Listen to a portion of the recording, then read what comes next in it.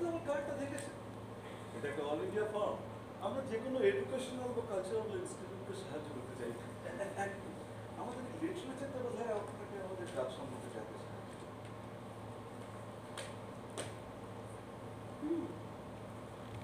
আপনারা তো দেখছি অনেক ধরনের কাজ করেছেন। হ্যাঁ, যে কোনো এন্টারপ্রাইজিং কাজে প্রয়োজনে আমার সেক্টরের বাইরে গিয়ে কাজ করতে হয়। আচ্ছা, আপনারা কৌশানীতে রেণু মালহোত্রা প্রজেক্টের সঙ্গে কাজ করেছেন। এক্স্যাক্টলি, তার ছিল the problem of shifting cultivation. আর আপনাদের কাজ সম্বন্ধে আমাদের দিল্লি অফিস এডুকেশন ডিপার্টমেন্ট থেকে জানতে পেরেছি। বাবা, ইনি mister MN. Home, agency representative, আমাদের স্কুলকে সাহায্য করতে চান। আর ইনি সুরজ চন্দ্র মুখোপাধ্যায়। নমস্কার, নমস্কার। বসুন বসুন। এইরকম কোনো প্রতিষ্ঠান আছে আমাদের তো জানাই ছিল না। বিদেশে বহুদিন ধরে রয়েছে। ওয়েল, আপনারা আপনাদের কাজটা ঠিক কবে শুরু করতে চাইছেন? এই তো নেক্সট সেশন থেকে। ও, তাহলে তো আর বেশি সময় নেই, আর 6 মাস। হ্যাঁ, প্রাইমারি কাজ প্রায় হয়ে গেছে। একটা নতুন বিল্ডিং কনস্ট্রাক্ট করতে হবে, সেটা কাজ চলছে। আর টিচারশিপের জন্য হয়তো আমরা কিছুদিনের মধ্যেই ইন্টারভিউ নেব, দেন স্টুডেন্ট সিলেকশন। ও হ্যাঁ, আমরা শুনছিলাম যে আপনারা নাকি আপনাদের ছাত্রছাত্রীদের অর্ধেক বস্তির ছেলেমেয়েদের মুখে দিচ্ছেন ফর এক্সপেরিমেন্ট পারপাস। এটা বাবারাই। সত্যি, এটা কিন্তু একটা মহৎ ভাবনা। মিসেস মুখার্জি, আমরা আপনাদের সঙ্গে যুক্ত হতে পারলে খুব খুশি হব। আপনারা ঠিক কীভাবে কাজ করতে চাইছেন? আমাদের 5 বছরের কন্ট্রাক্ট থাকে। এর মধ্যে আমরা আপনাদের স্কুলকে দেশের অন্যতম নামী প্রতিষ্ঠান হিসেবে গড়ে তুলি। কিন্তু সেটা কি করে সম্ভব? এটাই আমাদের কাজ, স্যার। তার জন্য আমাদের তরফে ফর্মালিটি কি আছে? হ্যাঁ, কাজের তুলনায় প্রায় কিছুই নেই। আমরা আপনাদের ওয়ার্ক লেআউট তৈরি করে তারপর নেগোশিয়েট করবো, আশা করি কোনো অসুবিধা হবে না। তার মানে মিস্টার হোম, আপনারা এই স্কুলের মাধ্যমে কয়েকটা মাত্র ছেলেকে নিজেদের মতো তৈরি করতে চাইছেন। হাজার হাজার ছেলেমেয়ের দায়িত্ব নেওয়া তো আমাদের পক্ষে সম্ভব নয়, মিস্টার মুখার্জি। আর আপনারা কি সে কাজ করতে পারবেন? আপনারা তো ইনিশিয়াল সামান্য কয়েকটা ছেলেমেয়েকেই সিলেক্ট করে দিতে চাইছেন, তাই না?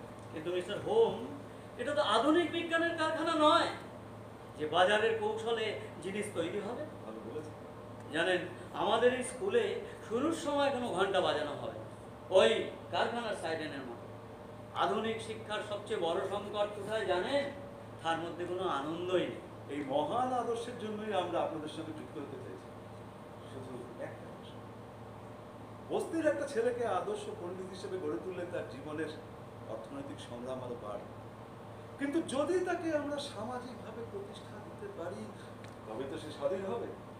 সমাজটা ভুল করলে মানুষ কি সেই ভুলের পথেই হাঁটবে? নিশ্চয়ই নয়। একটা আদর্শ তো থাকবে। অবশ্যই আপনার স্কুলে সেই সমাজটাকে বদলে ফেলার, বাতিল করার শিক্ষা দিন, সেটাই তো আদর্শ হওয়া উচিত। কিন্তু সেই সঙ্গে এই কঠিন সময়ে বেঁচে থাকার কৌশলটা আমাদের শিখিয়ে দিতে হবে।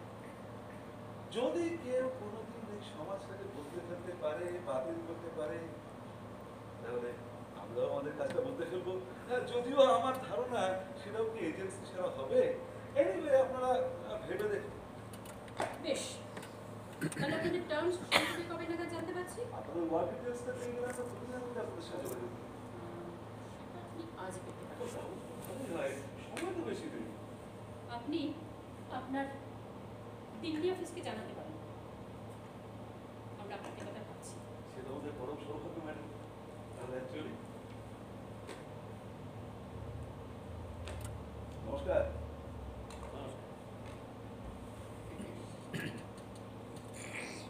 তুমি কি ওনাদের দিয়ে কাজ করাবার কথা ভাবছো? দেখি টাকা পয়সা কেমন চায়। দিল্লি অফিস যখন পাঠিয়েছে তাহলে তো মনে হয় আমাদের ভালোই হবে। কেন, আপনার কি কোনো আপত্তি আছে?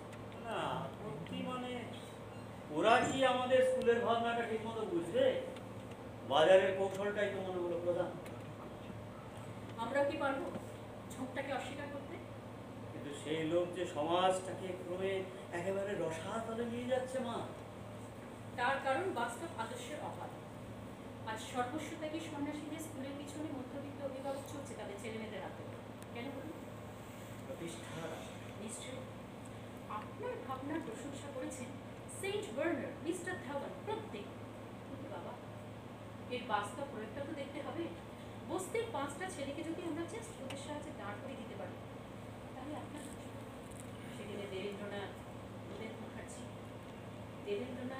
মুখার্জি, বিদ্যাসাগরের লড়াইটা তো জয় হবে। বলুন না, সেটাই তো আমাদের আদর্শ। কিন্তু ইদানিং যেন আমার মনে হচ্ছে শিক্ষার আদর্শটা যত সোজা, কিন্তু তার ইতিহাসটা ঠিক ততটাই কঠিন। মানুষ কিছুতে তাকে স্বীকার করতে পারছে না।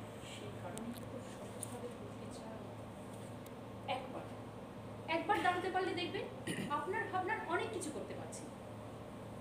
দেখা যাক। হ্যাঁ, ব্রতিন লিখেছে আগামী মাসে কয়েকদিনের জন্য কলকাতায় আসছে। মানে ওরা সবাই আসছে? হ্যাঁ, সেই রকমই তো লিখেছে। ওই